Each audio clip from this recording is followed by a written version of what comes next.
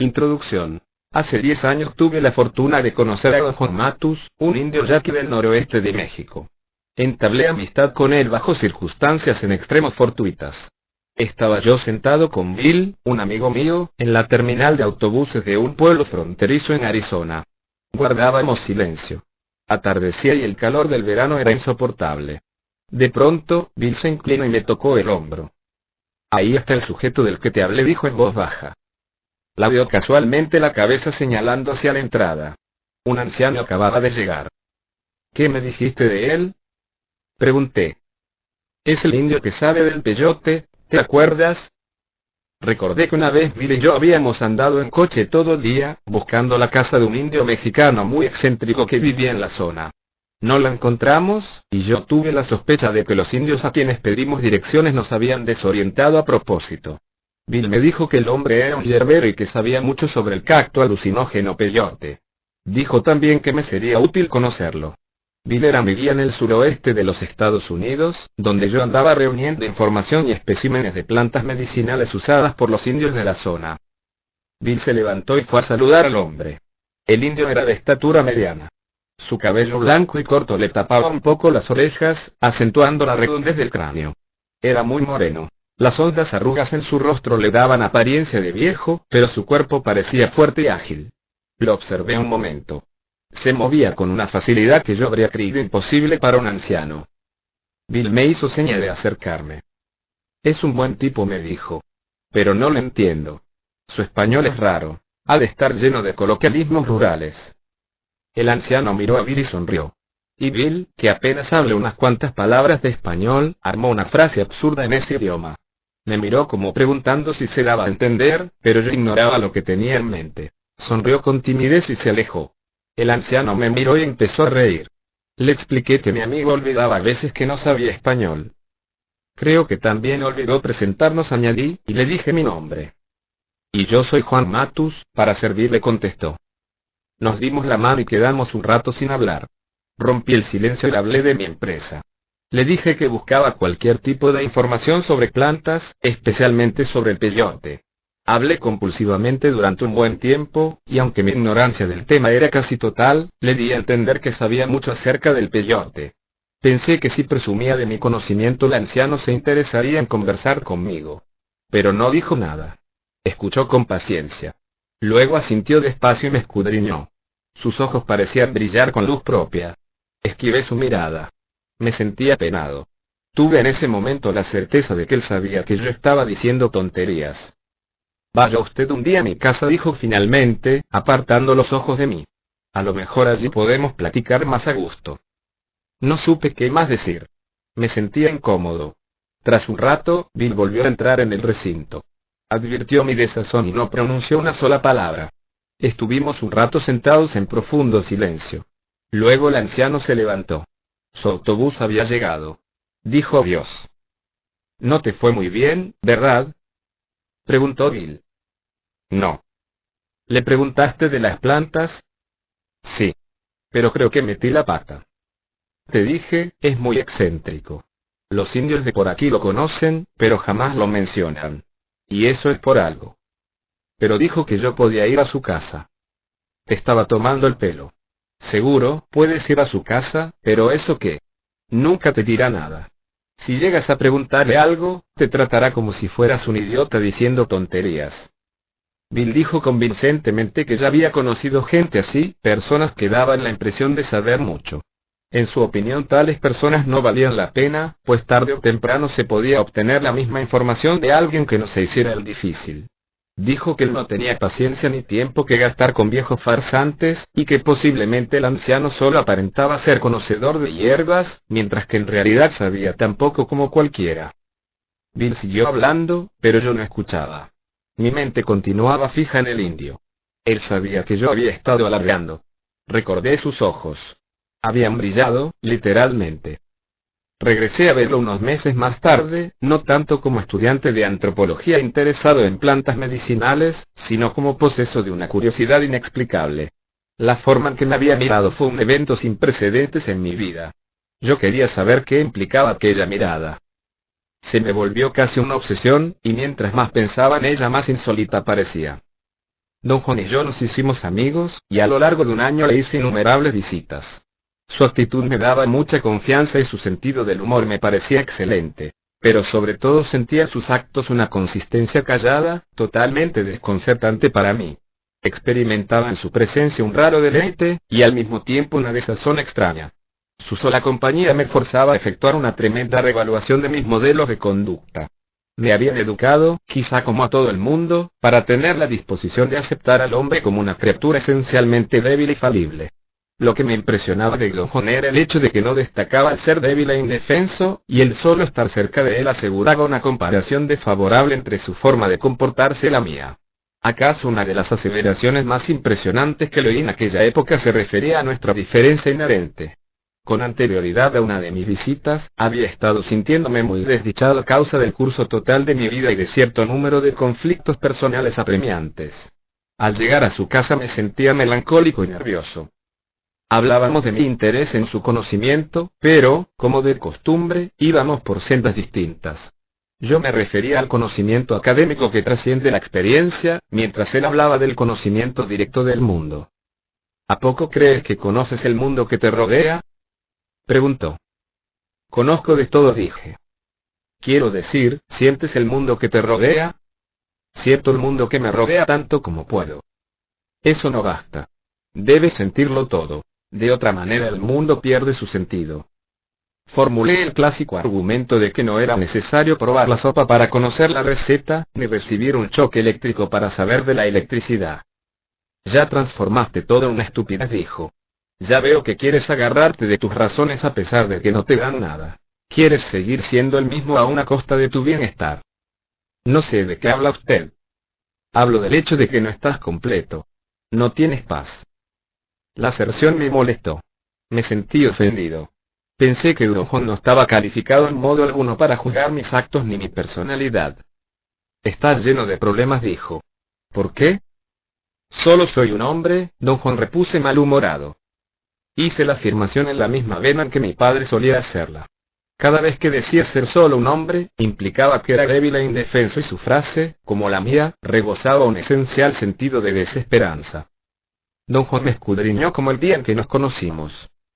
Piensas demasiado en ti mismo, dijo sonriendo. Y eso te da una fatiga extraña que te hace cerrarte al mundo que te rodea y agarrarte de tus razones. Por eso tienes solamente problemas. Yo también soy solo un hombre, pero no lo digo como tú lo dices. ¿Cómo lo dice usted? Yo me he salido de todos mis problemas. Qué lástima que mi vida sea tan corta y no me permita aferrarme de todas las cosas que quisiera. Pero eso no es problema, ni punto de discusión. Es solo una lástima. Me gustó el tono de sus frases. No había en él desesperación ni compasión por sí mismo. En 1961, un año después de nuestro primer encuentro, Don Juan me reveló que poseía un conocimiento secreto de las plantas medicinales. Me dijo que era brujo. Desde ese punto, cambió la relación entre nosotros. Me convertí en su aprendiz y durante los 4 años siguientes luchó por enseñarme los misterios de la hechicería. He escrito sobre ese aprendizaje en las enseñanzas de Don Juan, una forma yaqui de conocimiento. Nuestras conversaciones fueron todas en español, y gracias al magnífico dominio que Don Juan poseía del idioma obtuve explicaciones detalladas de los complejos significados de su sistema de creencias. He llamado brujería a esa intrincada y sistemática estructura de conocimiento, y brujo a Don Juan, porque él mismo empleaba tales categorías en la conversación informal. Sin embargo, en el contexto de elucidaciones más serias, usaba los términos conocimiento para categorizar la brujería y hombre de conocimiento de que sabe para categorizar al brujo. Con el fin de enseñar y corroborar su conocimiento, Don Juan usaba 3 conocidas plantas psicotrópicas: peyote, Lopopora huilleaceae, toloache, Datura inoxia, y un hongo perteneciente al género Psilocibe.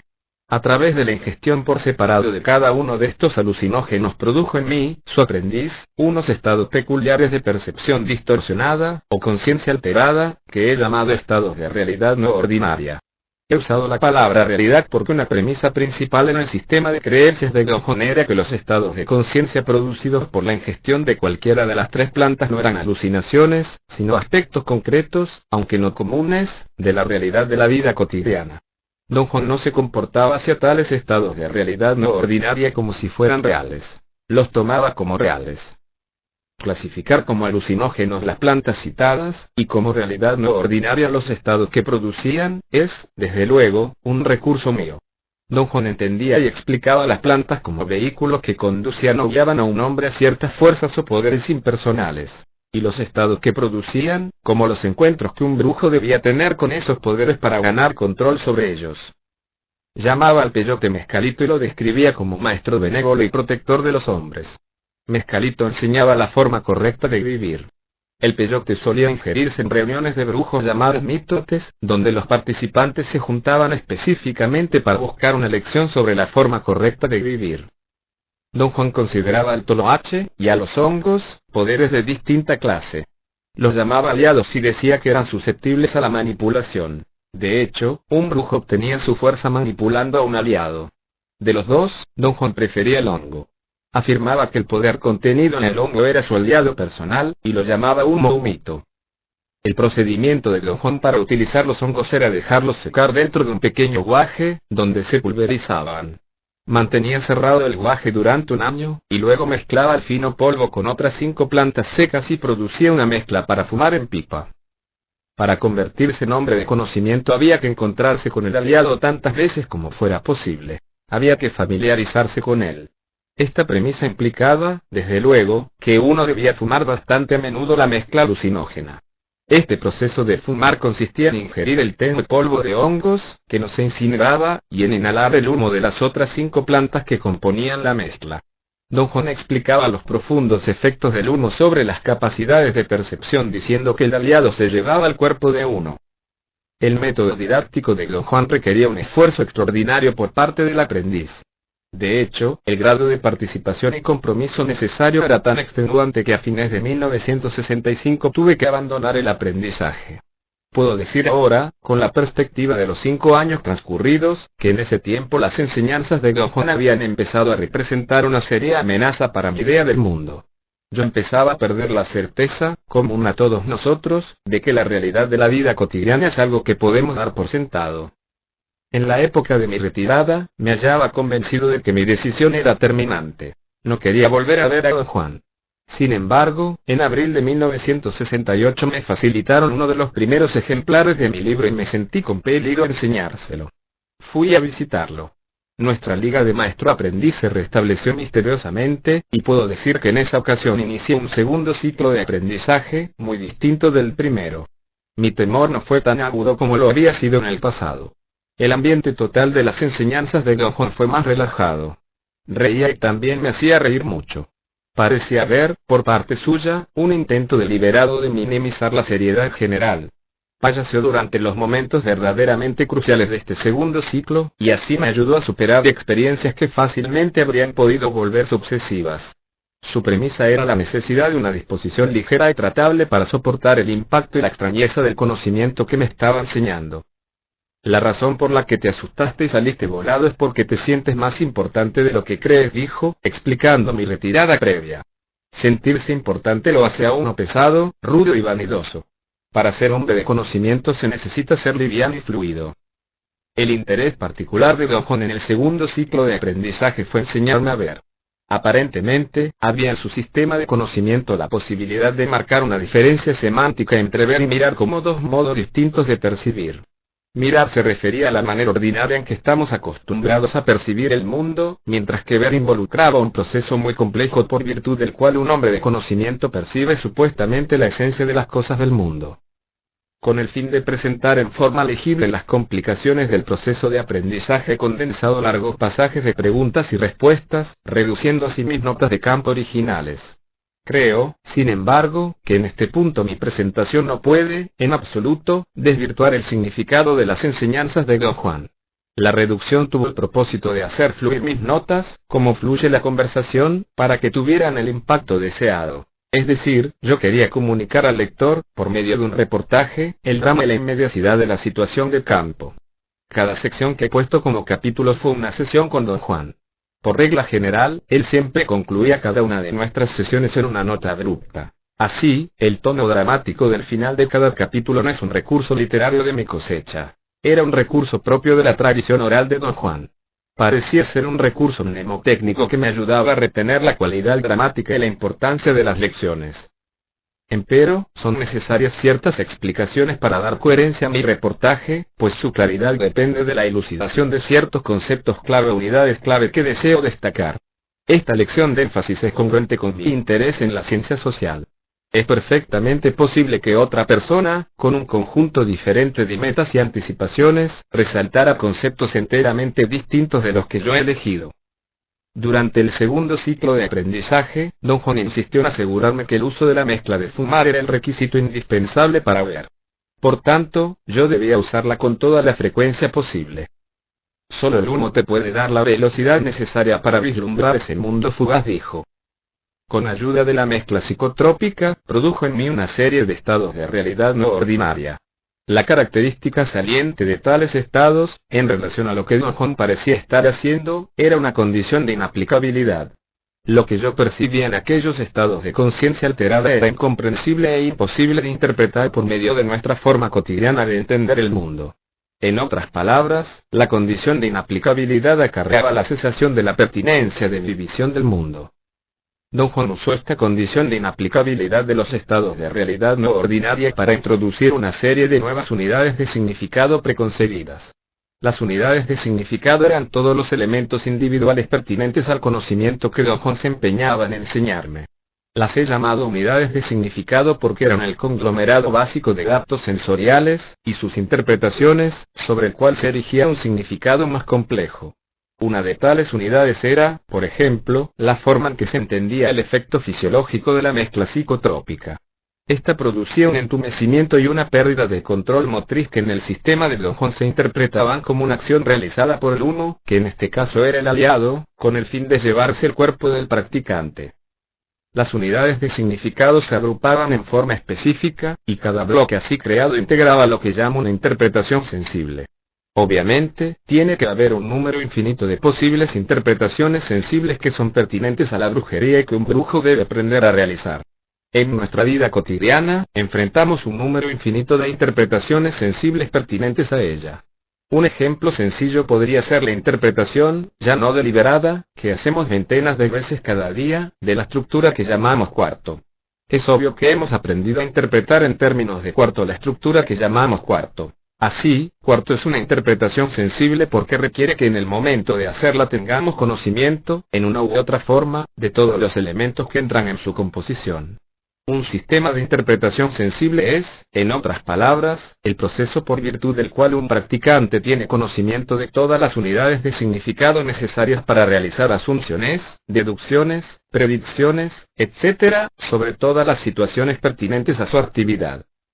Al decir practicante me refiero a un participante que posee un conocimiento adecuado de todas, o casi todas, las unidades de significado implicadas en su sistema particular de interpretación sensible. Don Juan era un practicante. Esto es, era un brujo que conocía todos los pasos de su brujería. Como practicante, intentaba abrirme acceso a su sistema de interpretación sensible. Tal accesibilidad, en este caso, equivalía a un proceso de resocialización en el que se aprendían nuevas maneras de interpretar datos perceptuales. Yo era el extraño, el que carecía de la capacidad de realizar interpretaciones inteligentes y congruentes de las unidades de significado propias de la brujería. La tarea de Don Juan, como practicante ocupado en hacerme accesible su sistema, consistía en descomponer una certeza particular que yo comparto con todo el mundo. La certeza de que la perspectiva de sentido común que tenemos del mundo es definitiva. A través del uso de plantas psicotrópicas, y de contactos bien dirigidos entre su sistema extraño y mi persona, logró mostrarme que mi perspectiva del mundo no puede ser definitiva porque solo es una interpretación. Para el indio americano, acaso durante miles de años, el vago fenómeno que llamamos brujería ha sido una práctica, seria y auténtica, comparable a la de nuestra ciencia. Nuestra dificultad para comprenderla surge, sin duda, de las unidades de significado extrañas con las cuales trata. Don Juan me dijo una vez que un hombre de conocimiento tiene predilecciones. Le pedí explicar este enunciado. Mi predilección es ver, dijo. ¿Qué quiere usted decir con eso? Me gusta ver, dijo, porque solo viendo puede un hombre de conocimiento saber. ¿Qué clase de cosas ve usted? Todo. Pero yo también veo todo y no soy un hombre de conocimiento. No. Tú no ves. Por supuesto que sí, te digo que no. ¿Por qué dice usted eso, don Juan? Tú solamente miras la superficie de las cosas. ¿Quiere usted decir que todo hombre de conocimiento ve a través de lo que mira? No. Eso no es lo que quiero decir. Dije que un hombre de conocimiento tiene sus propias predilecciones. La mía es sencillamente ver y saber. Otros hacen otras cosas. ¿Qué otras cosas, por ejemplo? Ahí tienes a Zacateca. Es un hombre de conocimiento y su predilección es bailar. Así que él baila y sabe. ¿Es la predilección de un hombre de conocimiento algo que él hace para saber? Sí, pues. Pero ¿cómo podría el baile ayudar a Zacateca a saber? Podríamos decir que Zacateca baila con todo lo que tiene. ¿Baila como yo bailo? Digo, ¿cómo se baila?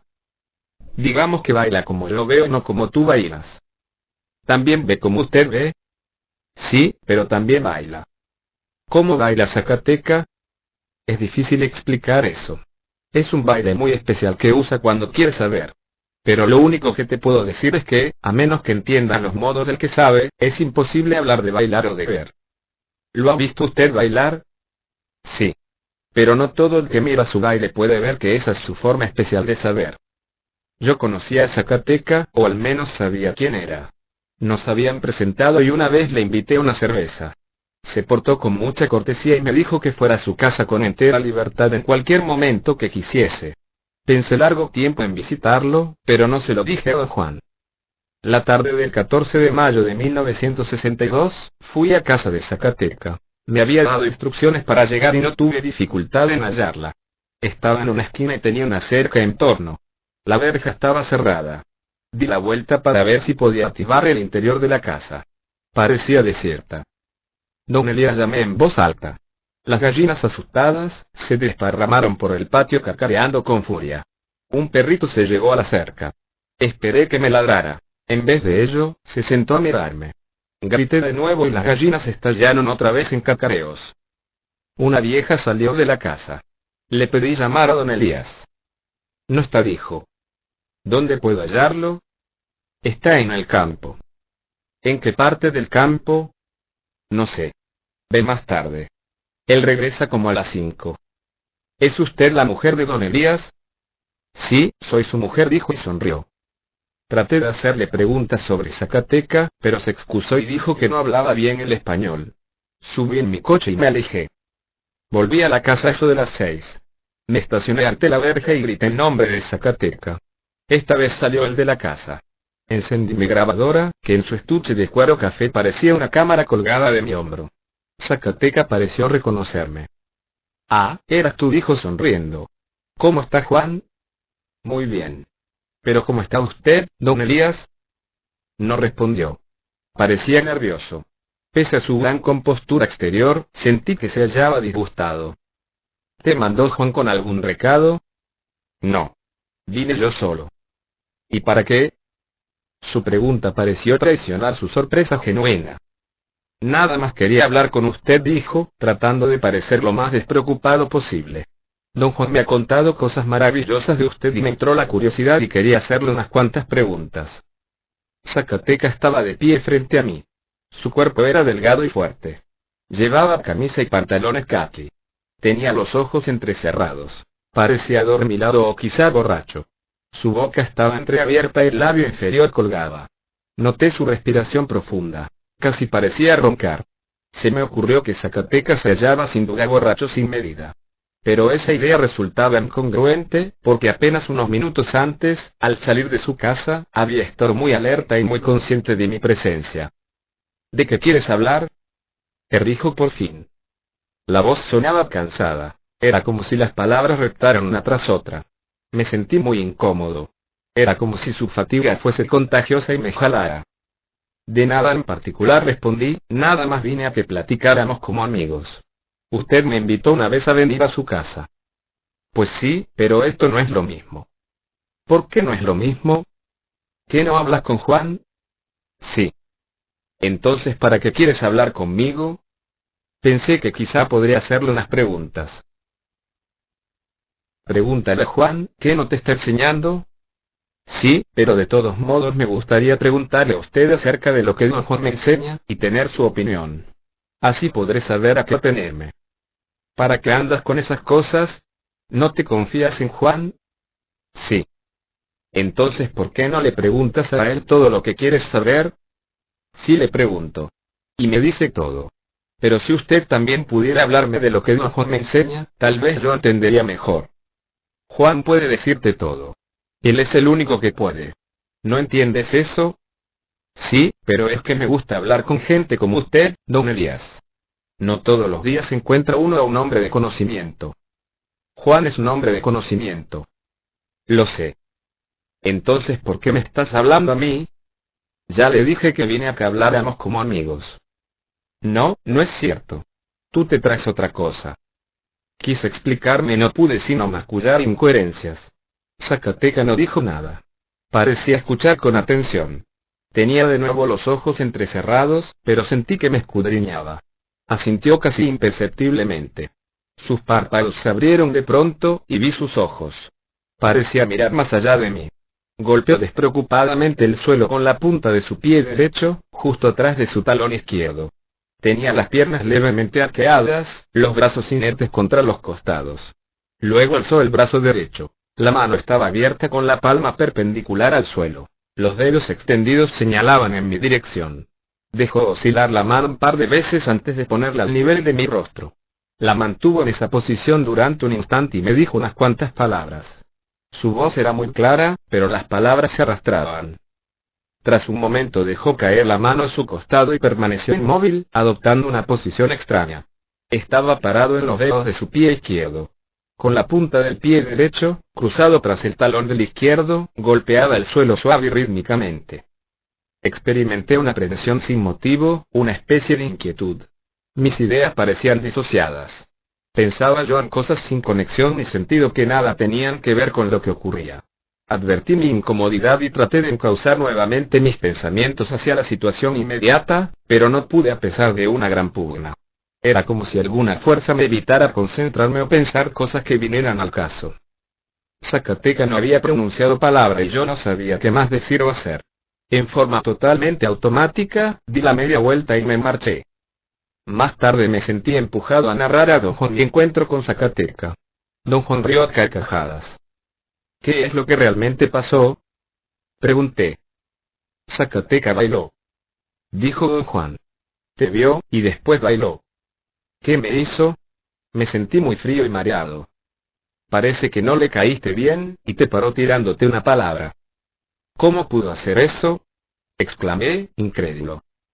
Muy sencillo. Te paró con su voluntad. ¿Cómo dijo usted?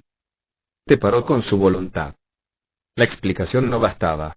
Sus afirmaciones me sonaban a jerigonza. Traté de sacarle más, pero no pude explicar el evento de manera satisfactoria para mí. Obviamente, dicho evento, o cualquier evento que ocurriese dentro de este ajeno sistema de sentido común, solo podía ser explicado o comprendido en términos de las unidades de significado propias de tal sistema. Esta obra es, por lo tanto, un reportaje, y debe leerse como reportaje. El sistema en aprendizaje me era incomprensible, así que la pretensión de hacer algo más que reportar sobre él sería engañosa e impertinente. En este aspecto, he adoptado el método fenomenológico y luchado por encarar la brujería exclusivamente como fenómenos que me fueron presentados. Yo, como perceptor, registré lo que percibí, y en el momento de registrarlo me propuse suspender todo juicio.